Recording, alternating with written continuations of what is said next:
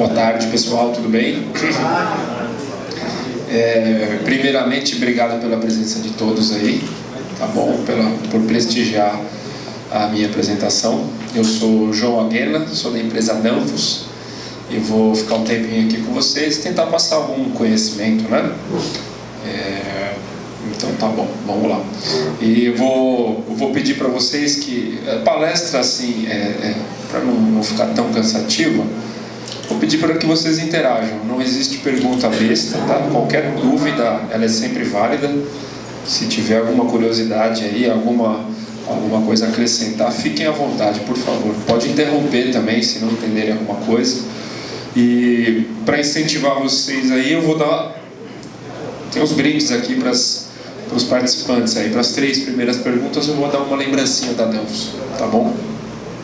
Então é isso, fiquem à vontade, não tem pergunta besta, tá? Então tá bom. Eu vou falar um pouquinho da Danfoss para começar, para vocês, deve ser de conhecimento de todos, eu imagino, mas vou falar rapidamente sobre a empresa. Depois eu vou falar um pouquinho sobre água gelada. Não sei se é a expectativa de todos aqui, mas a gente vai falar sobre sistema de expansão indireta, ou fluido secundário, né? Quando você tem água gelada transportando, né, ou removendo o calor dos ambientes, tá certo? E aí a gente vai trocar uma ideia aqui sobre balanceamento, que é uma coisa importante dentro do fluido secundário. Vamos lá então. A Danfoss é uma empresa dinamarquesa, é um país que fica no norte da Europa, perto do Brasil, é um país super pequeno, né? São menos de 6 milhões de habitantes. A região metropolitana de São Paulo, que é onde fica a sede da Danfoss, tem 20 milhões, só para vocês terem uma ideia. Manaus, eu não sei qual que é a população, deve ser aí por volta de 1 milhão, alguma coisa assim. 2 milhões, então olha só. A população de Manaus é metade de um país inteiro, né? Da maior capital aqui do norte. É um país pequeno. A Danfoss está fazendo 90 anos esse ano, uma empresa fundada aí pelo senhor Mads Clausen, um visionário na época, né?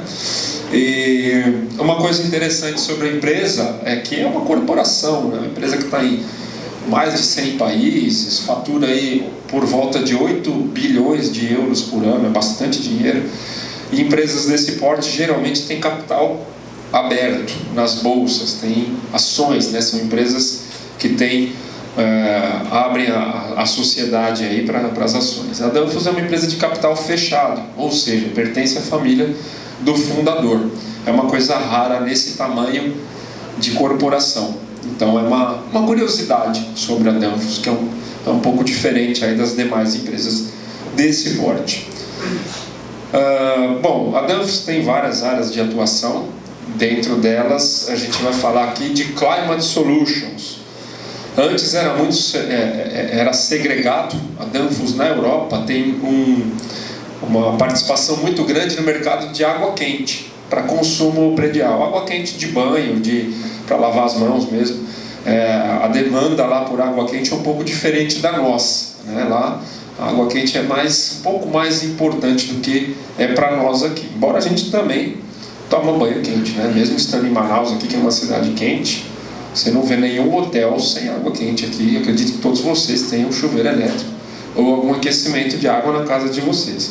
Porém lá é diferente, né? Você chega no inverno, faz menos 20, então você tem que tem outras soluções para aquecimento de água, né? É um pouco diferente a maneira como eles tratam o assunto, diferente da gente aqui. Então as divisões da Danfoss, Heating, que não é tão comum no Brasil, e Cooling, que fabricam os compressores, as válvulas de expansão mecânicas, elas se juntaram e formaram essa divisão aí, Climate Solutions, tá certo? Que é onde eu estou, onde eu trabalho. Vamos falar um pouquinho aqui sobre... Espera só um instantinho aqui, isso. Então, eu vou falar bem rapidamente, que é o seguinte: o ar-condicionado ele é um importante consumidor de energia elétrica nos prédios. Essa informação que está aí na tela veio da EPE, Empresa de Pesquisa Energética.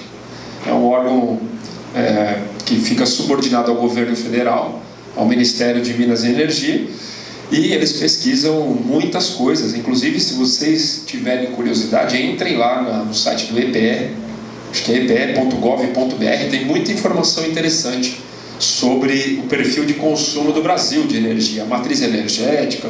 Eles têm números e têm dados muito interessantes lá, eu recomendo para quem tiver a curiosidade. Esse número vem de lá. Mais ou menos 20% da energia consumida no país está em edifícios comerciais.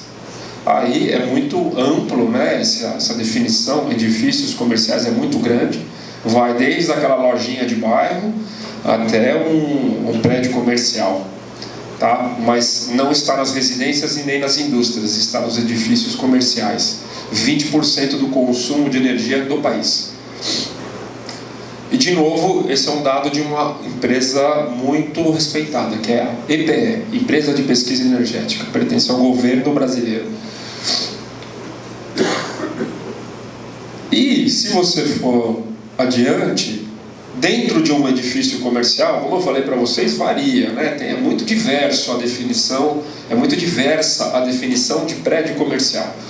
Vai desde uma lojinha pequena até um edifício grande. Um aeroporto, por exemplo, é um edifício comercial. Vocês concordam comigo? Não é uma indústria, não é uma residência. É um edifício comercial. Afinal, lá tem diversas lojas, tem comércio ali dentro.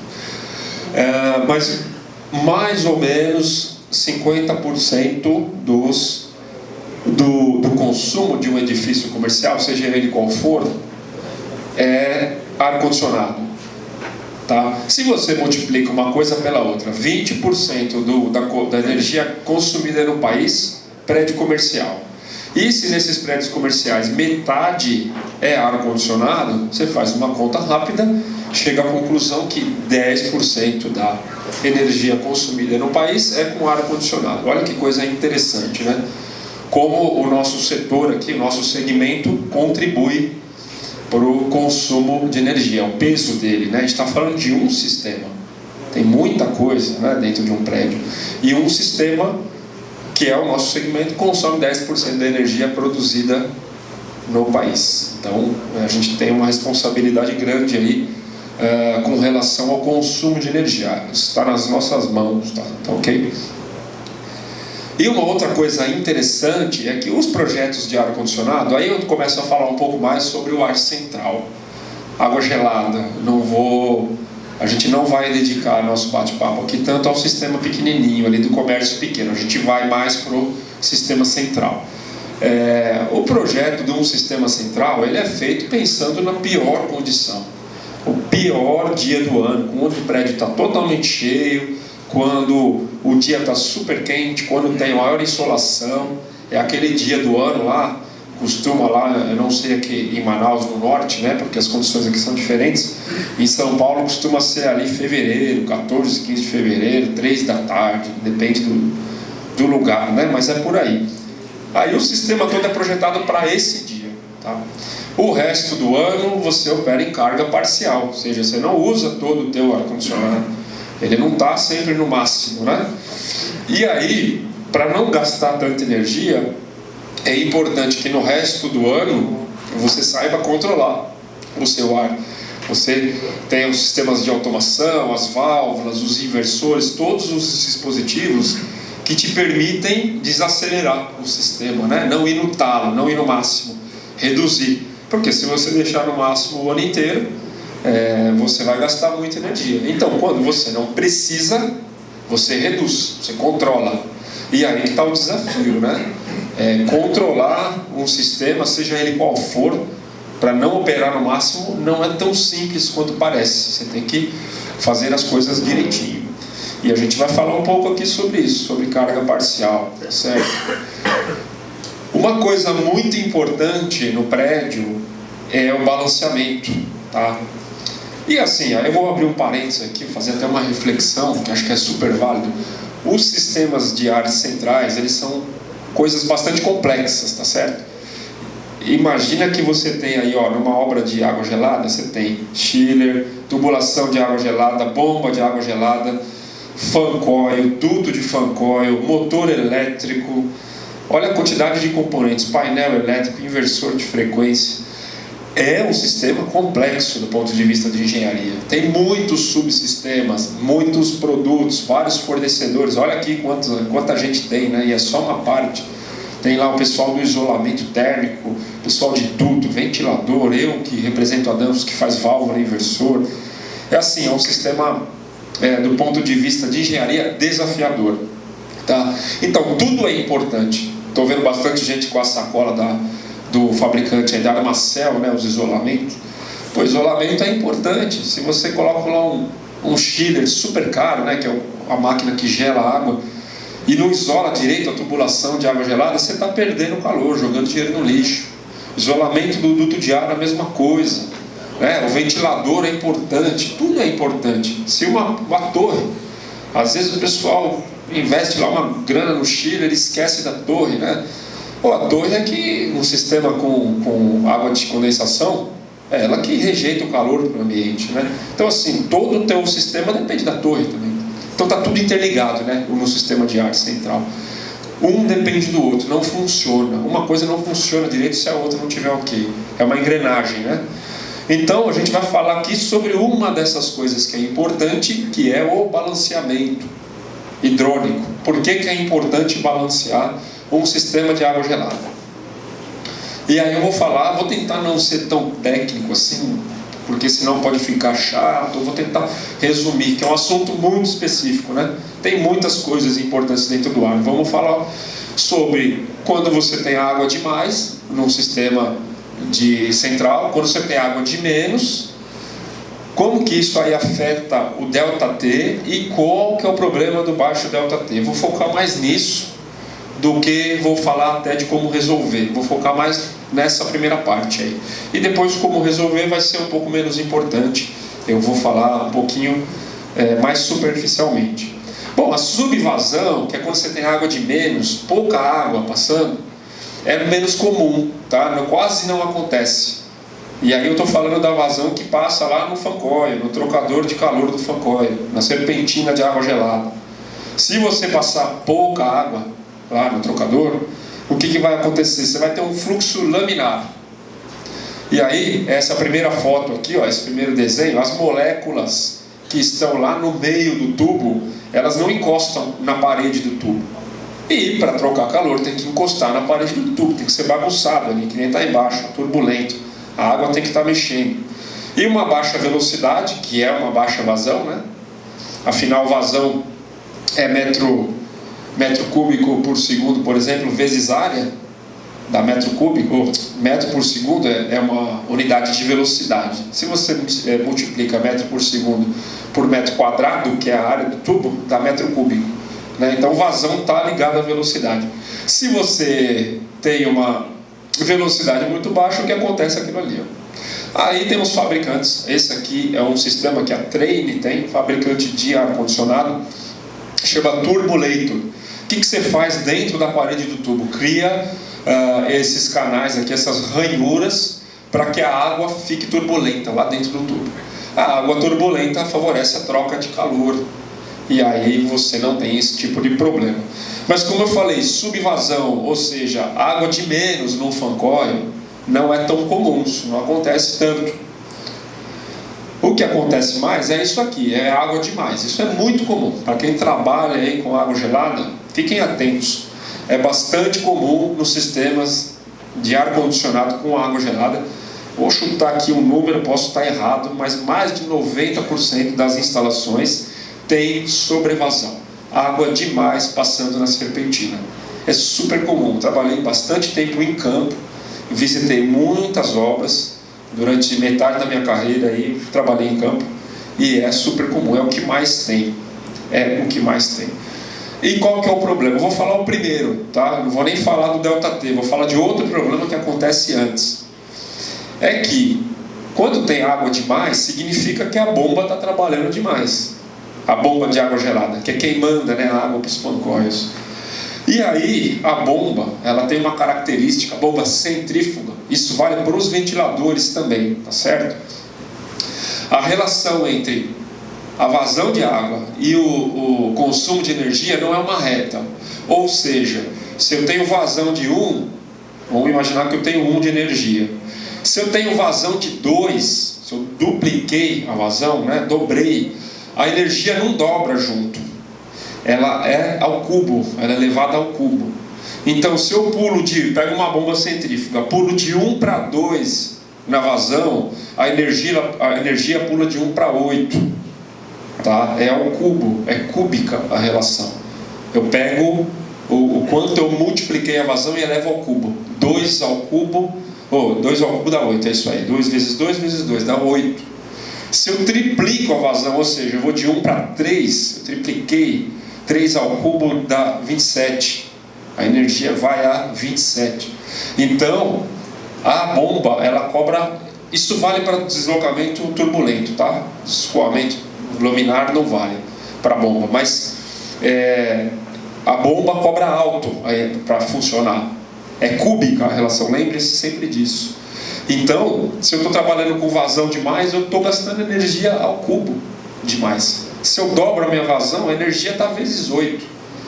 Então, é importantíssimo trabalhar na vazão certa, porque a tua bomba gasta muita energia para funcionar. E é uma característica das bombas centrífugas. Não é um problema, elas são assim, tá? Bom, agora, essa parte da bomba... De novo, gente, por favor, interrompam aí. Acho que eu não vou dar um brinde para ninguém aqui, ó. Ninguém está falando nada. Pode parar, interromper, quiser acrescentar. Um voluntário aí.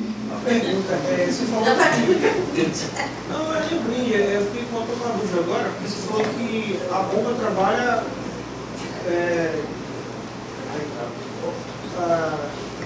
direto, mas o fluxo estático está ali para medir a vazão, certo?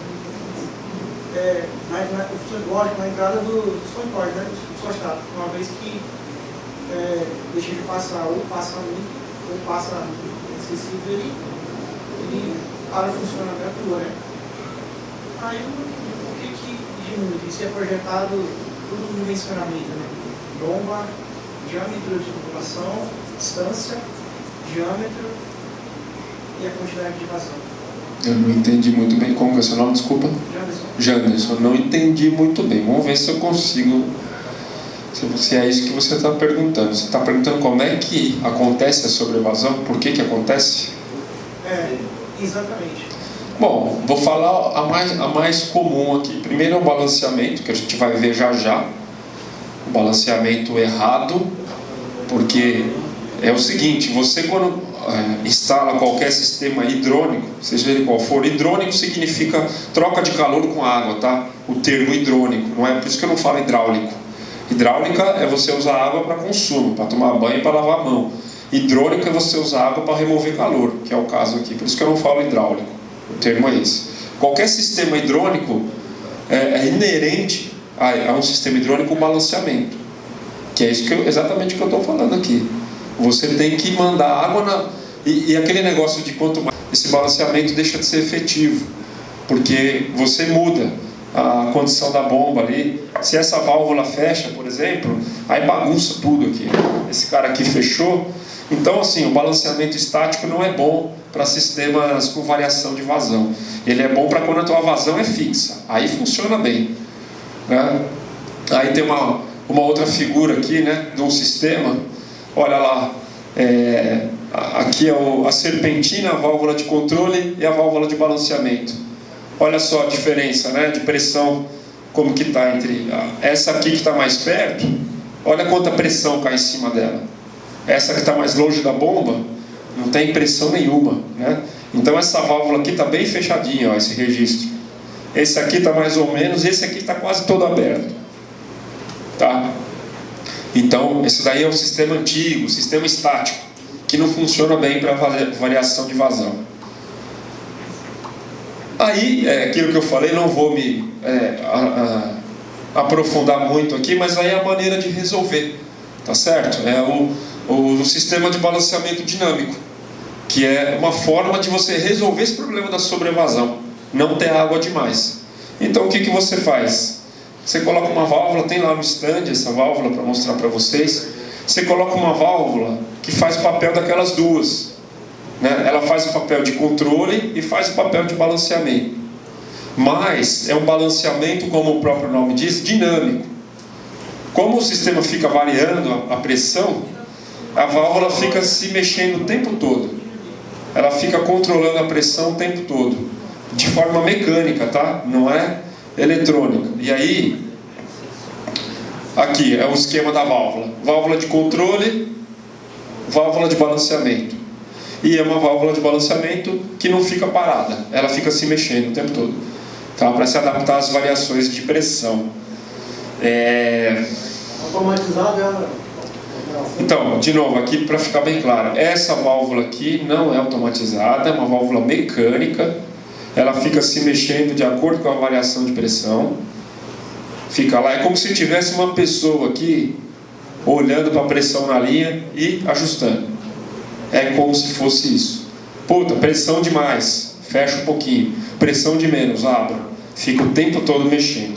Essa aqui é mecânica, tá?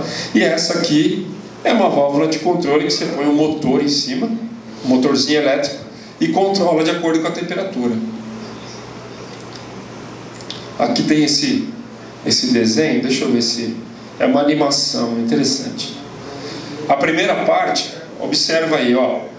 Você vai ver variação de pressão aqui na linha, que é normal, a pressão variando. E aí, essa parte de baixo aqui, ó, que é um diafragma e uma mola, é a parte que controla a pressão, mexendo para cima e para baixo.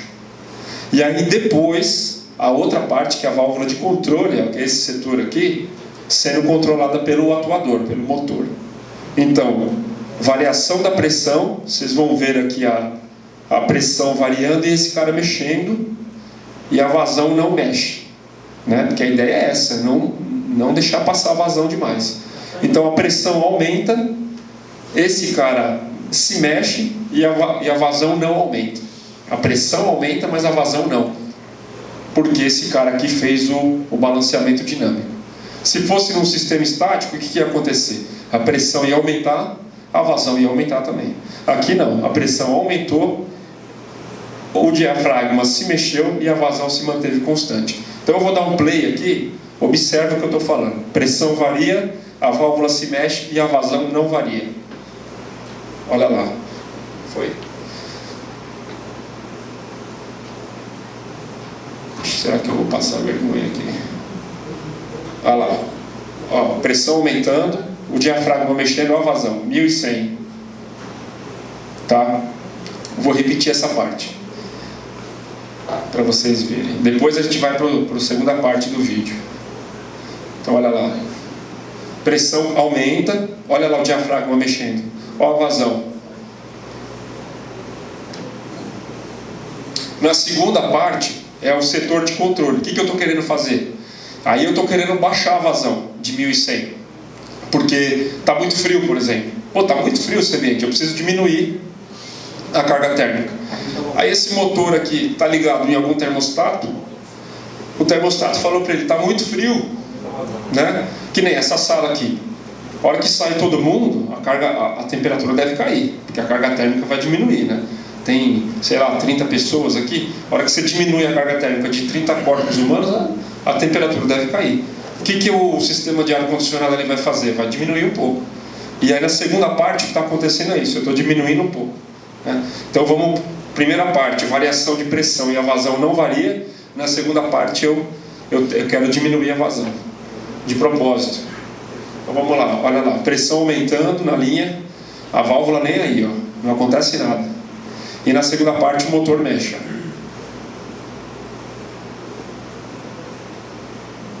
E aí o diafragma fica ali trabalhando. Então, vocês viram? São duas válvulas, dois setores independentes.